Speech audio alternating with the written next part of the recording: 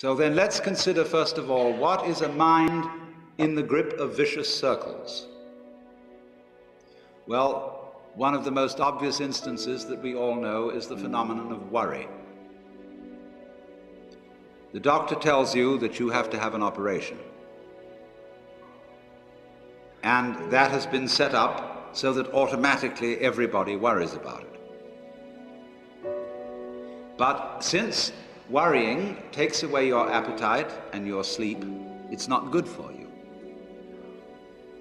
But you can't stop worrying, and therefore you get additionally worried that you are worrying. And then furthermore, because that is quite absurd and you are mad at yourself because you do it, you are worried because you worry because you worry. That is a vicious circle. So now, can you allow your mind to be quiet?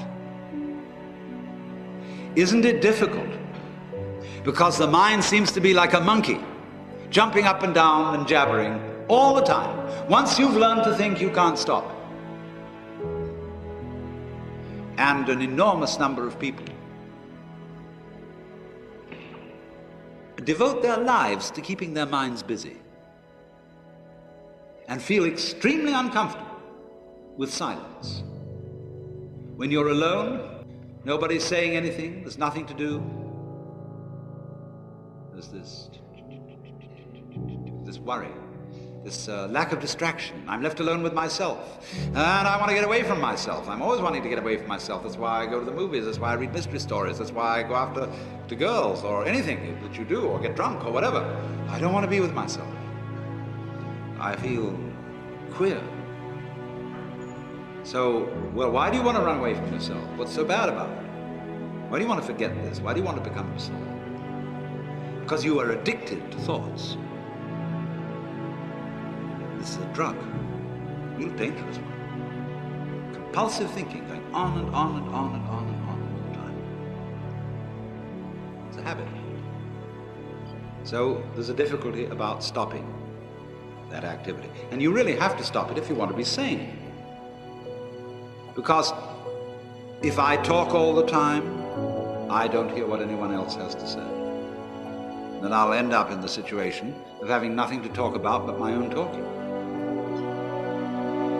Or so in exactly the same way, if I think all the time, I won't have anything to think about except thoughts.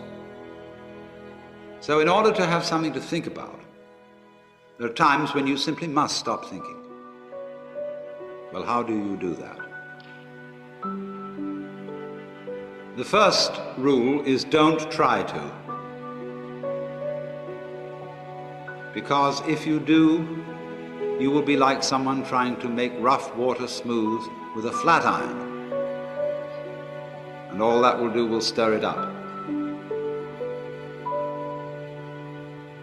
So in the same way as a muddy, turbulent pool quiets itself when left alone, you have to know how to leave your mind alone.